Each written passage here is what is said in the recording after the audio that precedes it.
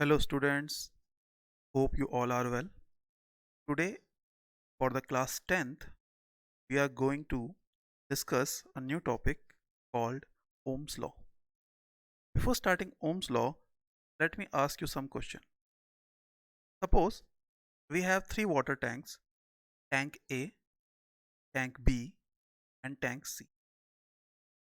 These tanks are at separated heights H1, H2 and H3. Is that clear? Clearly if it is visible, then H1 is greater than H2 and H2 is greater than H. Means H1 सबसे ऊपर है, सबसे ज़्यादा height H1 की है, फिर H2 है और फिर H3 है. Suppose this is a water tank and these are the pipes. And suppose at the last corner of the pipe there is a knob. एक water tap है.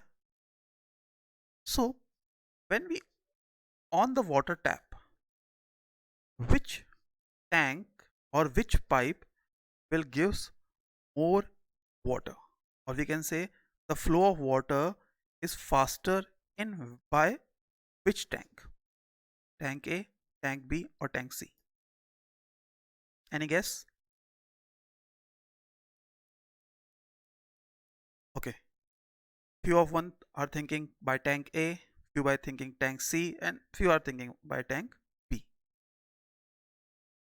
First I want to discuss what is the effect is working here. The effect is potential energy. Okay, suppose कीजिए मैंने इस height से एक पत्थर गिराया, इस हाइट से एक पत्थर गिराया और इस हाइट से एक पत्थर गिराया. तीनों पत्थर का जो पेबल्स है उनका मास सेम है.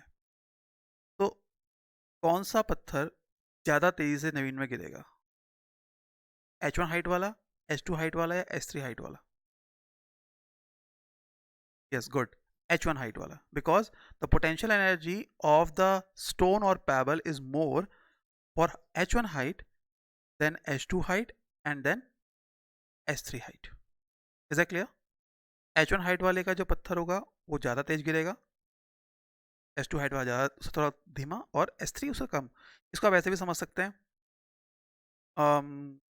कोई अगर एक फ्लोर से कूदे, कोई दो फ्लोर से कूदे और कोई तीसरे फ्लोर से कूदे, तो क्या कंडीशन हो सकती है, किसको ज़्यादा चोट लगेगी? सिंपल सी बात है, थर्ड फ्लोर वाले को ज़्यादा चोट लगेगी. Why? Because it has more potential energy. Similarly when the height of the water tank is also increases, तो क्या होगा? यहाँ पर भी पोटेंशियल एनर्जी ज़्यादा होगी इसके मुकाबले और इसके मुकाबले. So the flow of water is higher for A than B than C. इसलिए आप लोगों ने गौर किया होगा, आपके घरों में जो वाटर टैंक लगता है वो घर में सबसे ऊंची जगह पे लगता है. okay? There is mountain and over there is a water tank. Why? Because the water can flow very fast. आप में से कई लोगों के डबल स्टोरी बिल्डिंग या ट्रिपल स्टोरी बिल्डिंग में रहते होंगे, तो आपने देखा होगा अगर suppose you are living in a triple story building, first second, first floor, second floor, third floor, और इसके ऊपर एक वाटर टैंक है. one pipe is connected here, second pipe is connected here and third pipe is connected here. इस वाले में पानी का फ्लो कम होगा, इसमें ज़्यादा होगा और इसमें बहुत ज़्यादा होगा. ये आप नल खोल के देख सकते हैं, अपने घर में आप ट्राई कर सकते हैं. So higher the potential energy gives higher flow of the water. Is that clear? चलिए इसको हम डिस्कस करते हैं इलेक्ट्रिक पोटेंशियल के साथ. Suppose I have a 5-volt potential object connected with 2-volt potential object with a wire. Current I1 is flowing here. Is that clear? Another is 7-volt connected with 2-volt and current is I2. Current क्यों flow रहा है हमने पिछले बारे में बात कर ली थी. Potential difference की वजह से current flow करेगा. Why? When the potential difference is over here, the electron will flow from the current will flow from higher potential to lower potential, or electron will flow in the opposite direction, lower potential to higher potential. Current will flow higher potential to lower potential. That's why it's called potential difference. ये हमने पिछले वाले class में हमने discuss किया था. and another one is 3 volt and 2 volt, and current is I3. First tell me which potential difference is higher. Here potential difference is, yes, 3 volt. Here potential difference is, good, 5 volt, and here potential difference is 1 volt. Now compare कीजिए ये potential difference को building की height से और उसके बाद इस current को वाटर के फ्लो से। तो बताइए which current will be higher, I1 और I2 और I3? Very good, I2 is higher, means I2 is highest flow, then I1 and then I3. Is that clear? तो I2 सबसे ज़्यादा होगा, why? Because potential difference is highest. Then I3, then I1, because 3 volt is lower than 5 volt, then I3. So as potential difference is increasing, the current is also increasing. If the potential difference is decreasing, current is also decreasing. 3 volt से 5 volt ज़्यादा है तो 2 ampere current ज़्यादा है, sorry I2 current ज़्यादा है, और 1 volt कम है तो I3 कम है. So when two digits or two values are correlated with each other, increasing by one value increases the other value. एक वैल्यू के बढ़ने के साथ दूसरी वैल्यू भी उसी हिसाब से उसी रेशियो में बढ़ती है, तो इसको कौन सा रिलेशन कहते हैं? Yes, this is called proportionality relationship. It means current is proportional to the potential difference. Potential difference के बढ़ने के साथ current बढ़ रहा है. That's why this is the current is proportional to the potential difference. Same, this is the Ohm's law. What is the Ohm's law? The electric current flowing in a conductor is directly proportional to the potential difference across the ends of the conductor. Means the current will be proportional. Why we are using proportional? Why we are using proportional? देखिए suppose कीजिए 9 volt का potential difference है तो current 9 ampere नहीं होगा. Current कई चीज़ों में डिपेंड करता है. That's why we are using proportionality constant. So here electric current is proportional to the potential difference. Electric current का सिंबल आई, पोटेंशियल डिफरेंस का V. So I proportional to V or V proportional to I. So what we have, V equals to IR. This is the formula for the Ohm's law. And what is the Ohm's law? The definition of Ohm's law. This is the statement. Okay. Current is directly proportional to the potential difference. Okay. Now what is R? R is the proportionality constant known as resistance of the conductor. मैंने बताया ना ये कई चीज़ों पर depend करता है. Suppose कीजिए जो वायर हम यूज़ कर रहे हैं वो वायर का एक पर्टिकुलर वैल्यू है जो क्या कर रही है, क्या प्रोड्यूस कर रही है, रेसिस्टेंस प्रोड्यूस कर रही है. और what is R? R equals to V upon I. V potential difference, I current. Okay. So what is the definition of the resistance? What should be the definition of the resistance? The definition of the resistance is if temperature and other physical conditions of the conductor remain same, the ratio of potential difference across the ends of the conductor to the current flowing through it remains constant. अगर temperature or other physical condition, what are the other physical condition? Length of the wire, width of the wire, okay, material of the wire, ये सारी physical condition है. तो temperature और ये condition अगर same रहती हैं तो पोटेंशियल डिफरेंस और करंट का रेशियो भी क्या रहेगा? कांस्टेंट रहेगा. उसी को हम बोलते हैं रेसिस्टेंस. ओके. तो व्हाट वी हैव, अब देखिए ओम्स लॉ की एक पर्टिकुलर फाइनल डेफिनेशन हमारे पास क्या आएगी जो हमने अभी थोड़ी देर पहले रेजिस्टेंस के लिए पढ़ा. क्या? If temperature and other physical conditions of the conductor remain same, the electric current flowing in a conductor is directly proportional to the potential difference across the ends of the conductor. अगर temperature, length, width, material, ये सारी चीज़ें किसी conductor की same रहती हैं, तो उस पे फ्लो होने वाला करंट प्रोपोर्शनल है पोटेंशियल डिफरेंस के। One thing is very important, current is proportional to the potential difference. Main thing is here, oh by Ohm's law I is proportional to V, क्योंकि करंट पोटेंशियल डिफरेंस पे depend कर रहा है। Potential difference बढ़ेगा तो current बढ़ेगा, potential difference कम होगा तो करंट कम होगा। V is not depending upon I. Potential difference is not depending upon the current. Current is depending upon the potential difference. Is that clear? So, यह पिछले वाला हमने एक जो हमने पिछले वाला एग्जांपल लिया था, सपोज मैं R की वैल्यू ले रहा हूँ 1, तो यहाँ पर हमारा पोटेंशियल डिफरेंस कितना है 3 वोल्ट, यहाँ पर कितना है 5 वोल्ट, यहाँ पर कितना है 1 वोल्ट। तो what will be the value of I1? I equals to V into, sorry, V upon R. V equals to IR, then I equals to V upon R. So tell me, I1 should be 3 ampere. Good. Here I2 equals to 5 ampere. Good. And here I3 equals to 1 ampere. Okay. So this is the value of I3.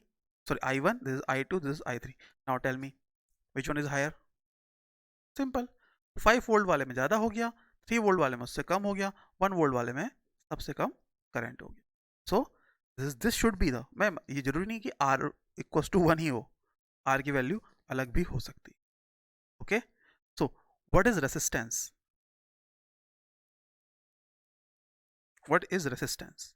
Come on tell me. तो क्या है resistance? Resistance of resistance क्या है? किसी भी conductor की एक property जो करंट को फ्लो होने से रोके। Resistance is the property of a conductor to oppose the flow of electric charge through it. Current को अपोज करने वाली प्रॉपर्टी को हम क्या बोलते हैं? रेसिस्टेंस बोलते हैं। रेसिस्ट करना, अपोज करना, सुना है ना आपने? ये resisting this, I am going there and he is resisting me. तो दिस इज द रेसिस्टेंस। क्यों लगता है रेसिस्टेंस? क्या है रेसिस्टेंस के बारे में बात करते हैं। इट्स यूनिट इज ओम। ये ओम्स के नाम पे ही है, ये सिंबल है इसका, इसको हम बोलते हैं ओमेगा। ये सिंबल है, ठीक है, इसको हम बोलते हैं omega and unit is called ohm, name of the scientist जिसने इसे डिस्कवर किया उसके नाम पे। तो what is the, okay, so here we will find the value of the resistance. Okay, resistance means potential difference upon current. So what R equals to V upon I। तो resistance की unit क्या है? Ohm. So 1 ohm equals to 1 volt upon 1 ampere, means 1 volt पर ampere. तो what is the value, what should be definition of 1 ओम? क्या होनी चाहिए 1 ओम की definition? 1 ohm resistance of a conductor is said to be 1 ohm if a potential difference of 1 volt across the ends of the conductor makes a current of 1 ampere to pass through it. Means अगर 1 volt का potential difference लगा और उससे 1 ampere का current flow हुआ, तो इसका मतलब जो कंडक्टर था उसका रेजिस्टेंस कितना था? 1 ओम था। Is that clear? Any doubt? Good. So this is the value of 1 ohm. Now cause of resistance. आप मुझे सोच के बताइए कि ऐसा रेजिस्टेंस होता क्यों होगा? Why any conductor gives resistance? क्यों कोई कंडक्टर रेजिस्टेंस प्रोड्यूस करता है? चलिए मैं आपको एक छोटा सा एग्जांपल देता हूँ। सपोज कीजिए आपके घर में कोई ज़बरदस्ती घुसने की कोशिश करेगा, तो आप क्या करोगे? उसे बाहर निकालने की कोशिश करोगे, उसको रोकोगे। जबरदस्ती घुसेगा क्या करोगे? धक्का दोगे उसे बाहर निकलने के लिए। लेकिन अगर वो आपसे ज़्यादा ताकतवर होगा तो क्या होगा? चले जाएगा पार। यही होता है। सपोज कीजिए आपके पास कोई कंडक्टर है, ठीक है ना? इस कंडक्टर, अभी तो इसके अंदर क्या है? अभी इस कंडक्टर में फ्री इलेक्ट्रॉन्स है, इलेक्ट्रॉन यहाँ वहाँ घूम रहे हैं। तो अपने इलेक्ट्रॉन्स हैं, उसके अपने इलेक्ट्रॉन है, कहीं भी घूम सकते हैं, ठीक है? जैसे ही हमने इसमें बैटरी कनेक्ट करी, तो बैटरी कनेक्ट करने के साथ क्या होगा? इलेक्ट्रॉन्स यहाँ से भागेंगे और यहाँ की तरफ जाएंगे और यहाँ से निकल के अब हो क्या रहा है, यहाँ से जो इलेक्ट्रॉन यहाँ जा रहा है और वो इलेक्ट्रॉन इस कंडक्टर के दूसरे इलेक्ट्रॉन्स के बीच में खलबली पैदा कर देगा। इसकी वजह से सारे के सारे इलेक्ट्रॉन क्या करेंगे, यहाँ को भागना शुरू कर देंगे। क्यों? क्योंकि यहाँ को इलेक्ट्रॉन कम है। अगर ये पॉजिटिवली चार्ज टर्मिनल है तो उसमें इलेक्ट्रॉन्स कम है। तो यहाँ से इलेक्ट्रॉन क्या करेंगे, यहाँ को भागना शुरू कर देंगे। अच्छा, हमें क्या लगता है कैसे भागना चाहिए इलेक्ट्रॉन? ऐसे भागना चाहिए ना, इस वाले पोर्ट से इलेक्ट्रॉन भागे और यहाँ से यहाँ की तरफ चला जाए, खत्म। खत्म। क्या फर्क पड़ता है ना? इलेक्ट्रॉन क्या करना चाहिए, इस वाले से, इस वाले पोर्ट से इस वाले पोर्ट की तरफ सीधे चले जाना चाहिए। बट डिड यू फील ऐसा होता होगा? क्या लगता है आपको कि ऐसा होता होगा कि इलेक्ट्रॉन इतने आसानी से इस वाले पोर्ट से यहाँ को चले जाता होगा? कि इसके अंदर और कुछ नहीं है? There are so many atoms over here, यहाँ बहुत सारे एटम है। ठीक है ना? सपोज कीजिए ये कंडक्टर के अंदर मैंने कुछ एटम्स ले लिए, ज़्यादा एटम नहीं लिए, पूरा मतलब कंडक्टर है तो पूरा सॉलिड है तो एटम्स यहाँ भरे होंगे। You know that in the solid the atoms are tightly bonded. ऐसे एटम सारे के सारे एक दूसरे से टाइटली कनेक्टेड रहते हैं। मैं कुछ आइटम ले रहा, ज़्यादा नहीं लेता हूँ। तो इलेक्ट्रॉन यहाँ से आएगा तो what do you think what will happen? Look at here. क्या करेगा इलेक्ट्रॉन? इलेक्ट्रॉन इन एटम से टकराएगा और जब टकराएगा तो क्या होगा, उसकी स्पीड क्या हो जाएगी, अपने आप कम हो जाएगी। Means when the electron is moving from one terminal to the another terminal of the conductor, the atoms make a stoppage or you can say a boundary. Okay, एक हडल बना रहे हैं इसके लिए ताकि ये आराम से ना जा सके। सिंपल सी बात है भाई, उनके बीच से इलेक्ट्रॉन जाएगा और रोकेंगे उसको। Why they are stopping them? There is no, कोई वाले नहीं है कि घर में घुस रहा है। Because the attraction force. हो क्या रहा है, देखिए, इस एटम से इलेक्ट्रॉन आ रहा है, वो इलेक्ट्रॉन यहाँ आ रहा है, तो इस एटम का इलेक्ट्रॉन आगे भाग जा रहा है और वो एटम दूसरे इलेक्ट्रॉन दूसरे में जा रहा है तो वो अगले आगे भाग रहा है। तो ये इसको अट्रैक्ट भी कर रहा है और स्टॉप भी कर रहा है, so that this these atoms are opposing the flow of electrons. That's why they are producing a opposite direction force which is called resistance. So what is resistance? Resistance is the property of any conductor, or you can say any material, by which it opposing the flow of charge through it. Electrons को oppose करेगा। अब समझ में आया कि क्यों insulator current flow नहीं करते हैं? क्यों? इलेक्ट्रॉन यहाँ से आएगा तो यहाँ जो एक सिंपल सी बात है, इंसुलेटर है, they have lake electron. Chlorine है, उसके एटॉमिक नंबर कितना है, 17। तो इट कैन गेन इलेक्ट्रॉन्स, एक इलेक्ट्रॉन गेन कर सकता है और वहीं पर से इलेक्ट्रॉन गेन कर लेगा, आगे इलेक्ट्रॉन फ्लो ही नहीं हो पाएगा। Because electron can flow in the free state only, इसके पास extra electron, that's why conductor are flowing charge. So that's why resistance is opposing the flow of charge or current. So today we have discussed about the Ohm's law. Ohm's law के बारे में हमने discuss किया। V proportional to I या I proportional to V, current is increasing as potential difference is increasing. Current will decrease as potential difference will decrease. And we introduce a new phenomena that is called resistance. Resistor के बारे में तो हमने पहले component के बारे में पढ़ लिया था, तो हमने रेजिस्टेंस के बारे में आज पढ़ा। Resistance is the property of the material, किसी भी मटेरियल की, किसी भी कंडक्टर की प्रॉपर्टी है जो करंट को फ्लो करने से अपोज करती है। Okay, I know you have so many doubts, तो soon we will go through a live session, आपको उसका इन्फॉर्म कर देंगे। लाइव सेशन में you can ask your questions and we will discuss about that. Okay, so thank you very much.